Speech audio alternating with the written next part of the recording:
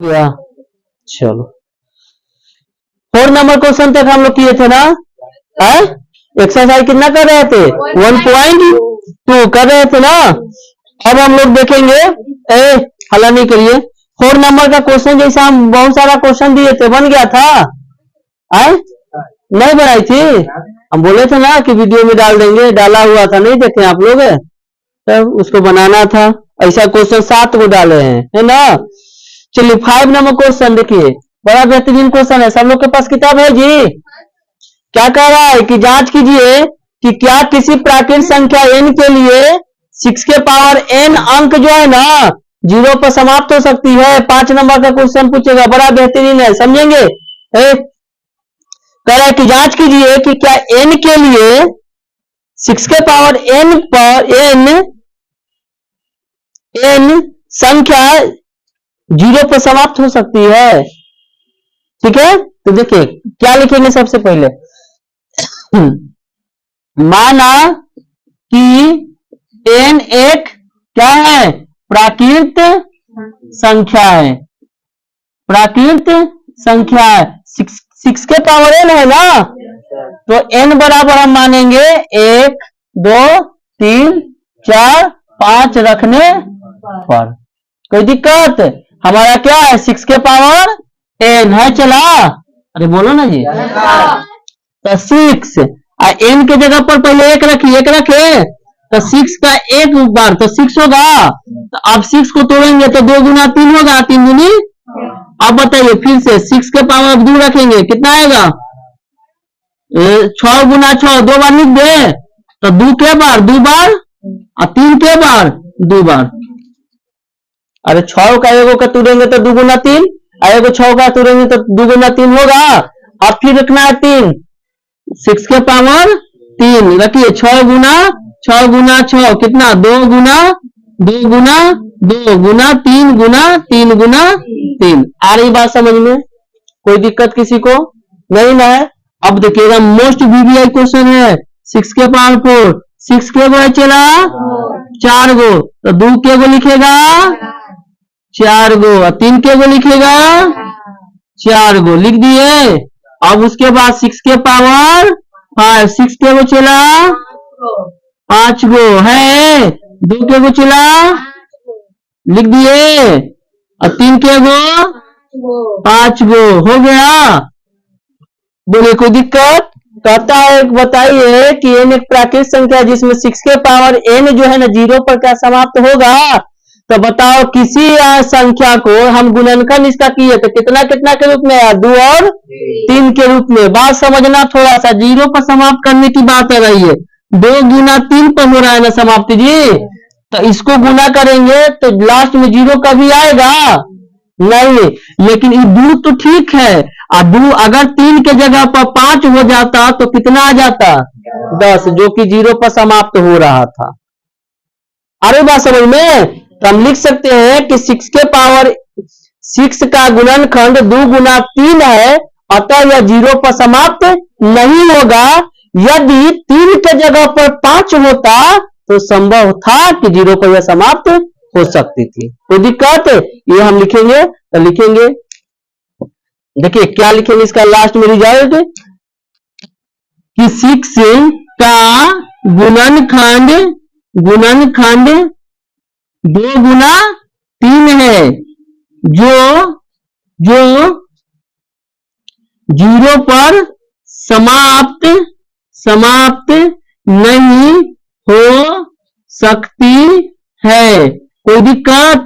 बात आ रही समझ में? 6 का गुणनखंड क्या है 2 गुना 3, जो 0 पर समाप्त नहीं हो सकती है।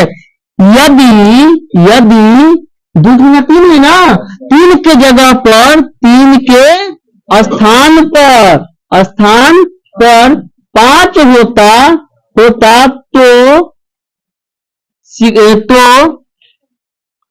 0 पर समाप्त हो सकती थी। कोई दिक्कत? आने दो, फ्लाइट में न डाले थे। कौन है? चैनपुरा शैल कुमारी देख ना डाउनलोड हो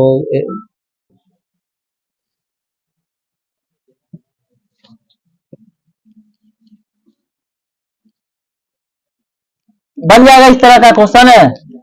आए अगर 15 के पावर n दे दे तो क्या कीजिएगा, कैसे तोड़िएगा उसको, 3 गुना 5, 0 के 3 रहेगा तो 0 पर नहीं ना समाप्त होगा, लेकिन 3 के जगह पर अगर 2 हो जाता तो 5 दूनी 10, ऐसे लिख लोगे। चलिए अगला क्वेश्चन है 6 नंबर। देखिए 6 नंबर क्वेश्चन, ये भी बहुत अच्छा क्वेश्चन है। कहता है कि व्याख्या कीजिए कि 7 गुना 11 गुना 13 प्लस 13 और 7 गुना 6 गुना 5 गुना 4 गुना 3 गुना 2 गुना 1 प्लस 5 भाज्य है। क्या है, भाज्य दिखाना है ना कि ये भाज्य है, दिखाइए। अच्छा ये बताओ,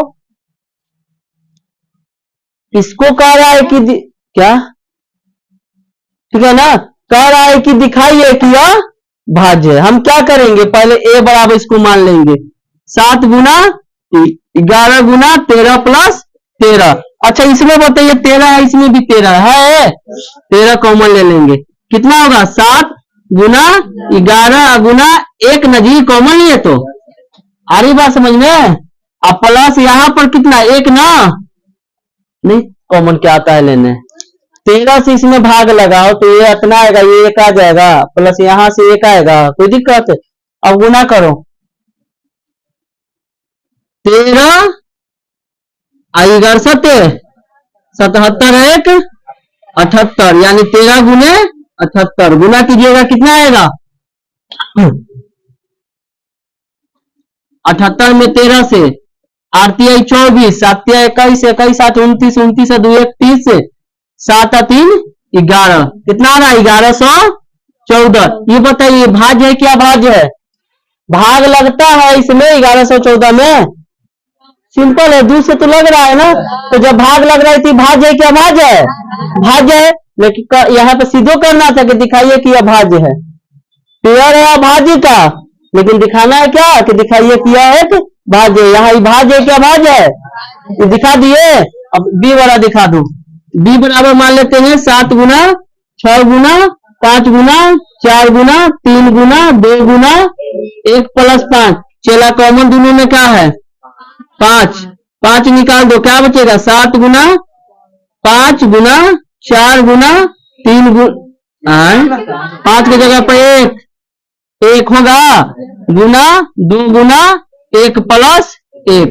चलिए बताइएगा 5 7 छक्के 42, 5 मल्टीप्लाई 7 छक 42, 42 में 4 से, चलो 42 हो गया यहाँ पर, 7 छक 42 यहाँ करो 4 आई, अब 12 दूनी 42 में 24 से गुना करो, 4 दूनी 8 4 को 16 4 20, 4 दूनी 8 8 2 10, कितना आ गया 1008। एक और जोड़ दो तो कितना आ गया 1009, गुना करो 9 5 45, 4 0 और 5, 5045 ना है जी, जो कि 5 से क्या है यह भाज्य है। अब बताइए कह रहा था कितना गुना इतना दिखाइए कि भाज्य है, भाज्य दिखा दिए, ऊपर भी आ गया भाज्य और नीचे भी आ गया भाज्य, ये हो गया आपका राइट आंसर। कोई दिक्कत है, समझ में आ गया। चलिए नोट कीजिए, चलो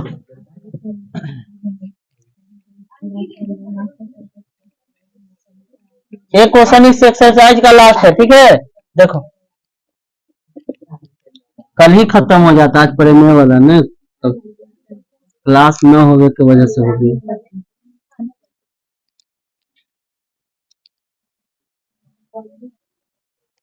चलो देखो क्वेश्चन समझना, किताब नहीं है सके जी।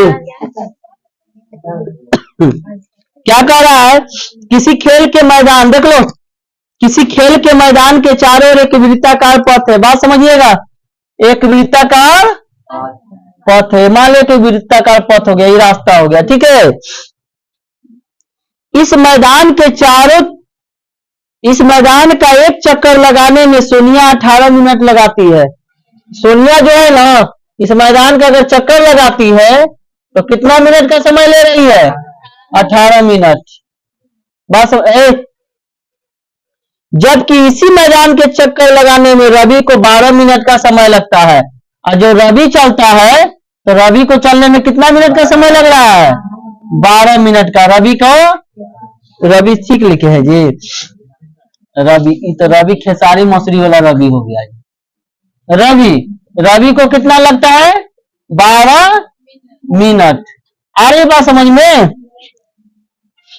मान ले कि वे दोनों एक ही स्थान और एक ही समय पर चलना प्रारंभ करते हैं, तो एक ही दिशा में चलते हैं, तो कितने समय बाद पुनः प्रारंभिक स्थान पर मिलेंगे? चला समझो क्वेश्चन का मतलब क्या कह रहा है। एक कौन है? सोनिया। और एक कौन है? रवि। एक कौन है? सोनिया और एक है रवि। दो लोग हैं, एक वृत्ताकार पथ, मारेंगे ना दांत एकदम बहरी चलाएगा, समझिए ना, ही बांदर कहीं के, समझे ना तो बकलोल सबके। सोनिया को कितना मिनट लगता है? 18 मिनट। और रवि को बताइए, रवि तेज दौड़ रहा है कि सोनिया तेज दौड़ रही है? रवि दौड़ रहा है ना, 12 मिनट में एक बार चक्कर लगा ले रहा है, लेकिन सोनिया को क्या मिनट लग रहा है? अच्छा ये पता चला, अगर यहां से दौड़ना प्रारंभ करे, प्रारंभिक जगह से, स्टार्टिंग पॉइंट से दौड़ना अगर प्रारंभ करे, तो रवि निकल जाएगा बाहर आगे और सोनिया रह जाएगी पीछे। काहे पीछे रह जाएगी? काहे कि रवि 12 मिनट में चक्कर लगा ले रहा है, सोनिया को लग जाएगा 18 मिनट। यानी बताओ, यहां पर 12 मिनट में रवि पहुंचेगा ना, तो सोनिया रहेगी यहीं पर। अरे बात समझ में? तो एक जगह पर पहुंचने में कितना समय लगेगा? बराबर जगह पर, मतलब बराबर स्थान पर यहां से चलना प्रारंभ किया, तो एक जगह कितना समय के बाद दोनों एक ही जगह आकर मिलेगा? नहीं आ रहा बात समझ में? यानी जब चलना प्रारंभ करेगा एक साथ, तो बताइए कितना समय के बाद दोनों जो है ना एक जगह पर मिलेगा आके। समझ में आ गया? तो इस तरह का क्वेश्चन आएगा, हम सीधे दोनों का एलसीएम निकाल देंगे। क्या निकाल देंगे? अगर ऑब्जेक्टिव में पूछेगा तो 18 और 12 का एलसीएम झट से कर निकाल कर 36 आंसर दे देंगे।